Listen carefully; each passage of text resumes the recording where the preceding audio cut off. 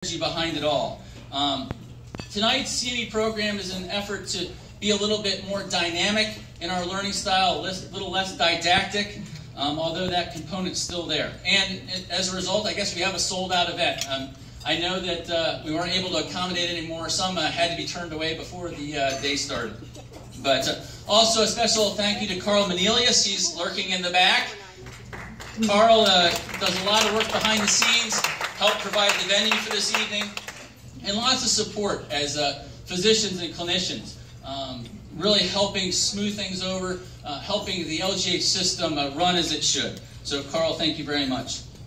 A couple recent literature notes. Last Saturday was National Healthcare Decisions Day. There was an article in the paper by Dr. Craybill. I think you might be in the house, Dr. Craybill. Yep. Very good. Yep. So Dr. Craybill noting that National Healthcare Decisions Day was an opportunity for us to advance medical care and think about the goals that we would want in the future.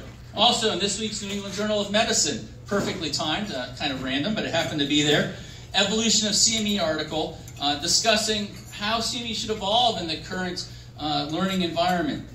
Nowadays, the clinician tends to take ownership of their own learning agenda. As postgraduate education, you're really in charge of what you need to learn and identifying what you need to learn, making the learning format much more learner-centric. A key part being when you can begin to share wisdom and engage in the problem-solving process, which is part of what we want to do tonight. As clinicians, as physicians, etc., it's important to be self-aware of what your strengths and your weaknesses are, and to be comfortable stepping out of your area of self-confidence and your comfort zone to learn them. We'll probably see some people step out of their comfort zone tonight, hopefully. So CME change, as far as its delivery, hopefully can drive physician performance and patient outcomes if it's in a more interactive way that involves multiple exposures to the same material. So we'll hear the material from Dr. Newport that we'll focus on tonight, and then we'll have 4 cases where we can kind of apply it and see it being applied. And in general, we try to make as we move towards the future, thinking about making education more self-directed, based on those self-identified needs, more relevant and more practical. So hopefully we'll find tonight's cases practical and relevant as we all think about palliative care, since it really affects all patients, all specialties. I think that's why we have a diverse audience here tonight, because from pediatrics to geriatrics, etc. And overall, CME can also help support healthcare system issues and strategic objectives of the healthcare system. So hopefully, as the years go by, we continue to align those.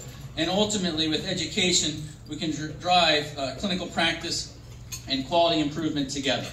So anyhow, those are just a few statements kind of from this week's New England Journal article that I think really apply towards CME in general. But anyhow, tonight's structure, so once I'm done here in another minute, Dr. Newport will give us an introduction and overview of the educational material for about 15 minutes, followed by 4 cases, 10 minutes each, under the direction of the LGH Actors Guild and Dr. Overholt as Director of Acting.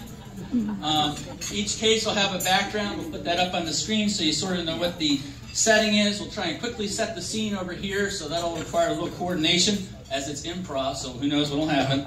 And then we'll get to action.